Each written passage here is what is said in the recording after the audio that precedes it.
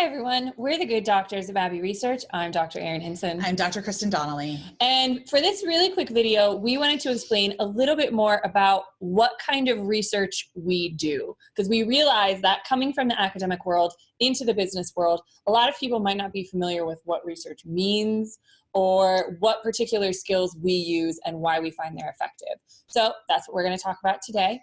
We are both trained in what is called qualitative research, which means as opposed to quantitative research, think quantity, data, number, plots, surveys. Qualitative looks at people and stories. That's effectively what our primary focus is on. We do use data a lot of times, statistics and surveys.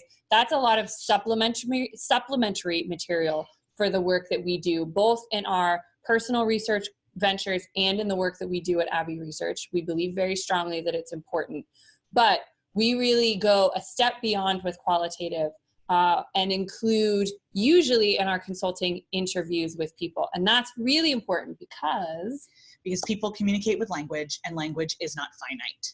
So you hear a lot on CSI shows and even in a Hallmark movie we watched this week, that numbers don't lie. However, that's true. Yeah, they do. Because if you asked 100 people, what is your favorite food? You will not get the favorite food of 100 people because you will have probably 5 to 10 different definitions of favorite. You may have different definitions of food. Some people may talk about apples and some people may talk about entire ethnicities. I love Italian food.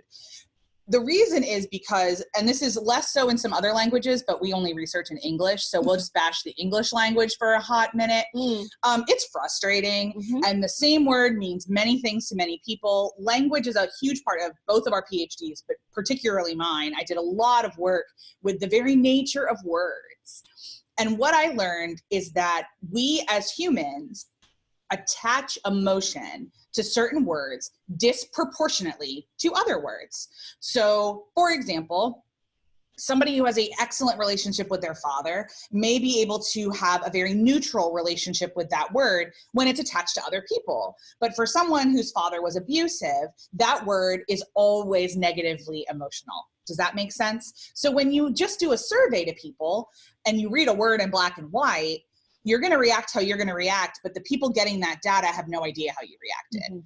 We, because especially we're interested in professionally, and we'll talk about that a little bit more in a minute, but we are also interested professionally in helping you with difficult, sticky, frustrating, messy, complicated, awkward things where we need the ability and believe strongly in the ability to ask, and what do you mean by that? Can you tell me more?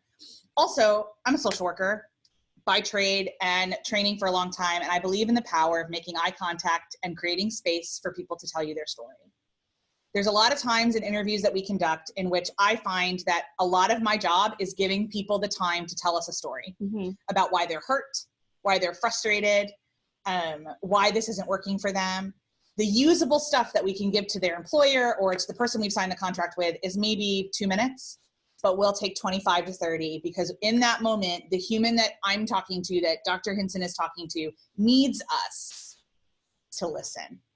And that's one of the things that is most important for us in terms of approaching our own consulting work and the research that we do. Because what a survey doesn't necessarily get is that aspect of listening. And we've heard from a lot of people that have used quantitative data or surveys, online forms, the more impersonal aspect of research in order to find out what's going on in their company, that people don't feel listened to. People don't feel that they've been given enough time to talk about whatever is on their mind. So that's the beauty and the benefit of using interviews in that context. And as well, speaking of context, we believe as researchers in the importance of getting the background context to information. So really going deeper than just the yes or no answers, the tick box exercises that you can get from surveys. They're very useful for finding preliminary information, but we feel super strongly in the importance of going beyond that. So we've used interviews in a couple of different ways. to talk to staff. You want to say something? Well, I want to make sure that we have yet to use the word confidential. And so I want to be really careful to understand that a huge part of our training as researchers, and we'll talk about again a little bit more of that in the next video, is that we believe that all conversations that are entered into in a research arena are entirely confidential. They are protected by confidentiality forms. Any data used in those research is reported out anonymously. We actually usually give all of your employees Harry Potter character names in our reports so that nobody knows who anyone is. We are fierce about confidentiality. No one ever accesses our raw data but us. And that is incredibly important to us because of the sacredness with which we treat listening. That's right. And so to give you a couple of specific examples of how we've used interviews, with one of our clients, we were brought in to deal with elements of a toxic culture. We spoke and they weren't sure what was the cause of that toxicity. So we did in-person interviews with every member of staff, and that gave us the ability to analyze all of that complex information, including interpersonal relationships, previous conflicts, other work experiences that were informing the way that certain employees were interpreting actions and words and behaviors.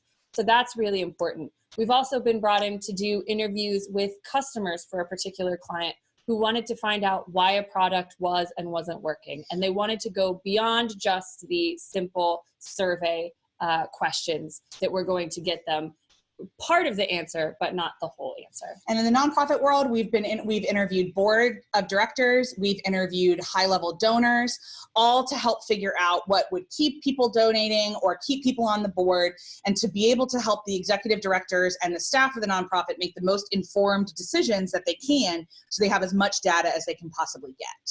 That's right. So that is an explanation of why we use qualitative research skills and what that actually means.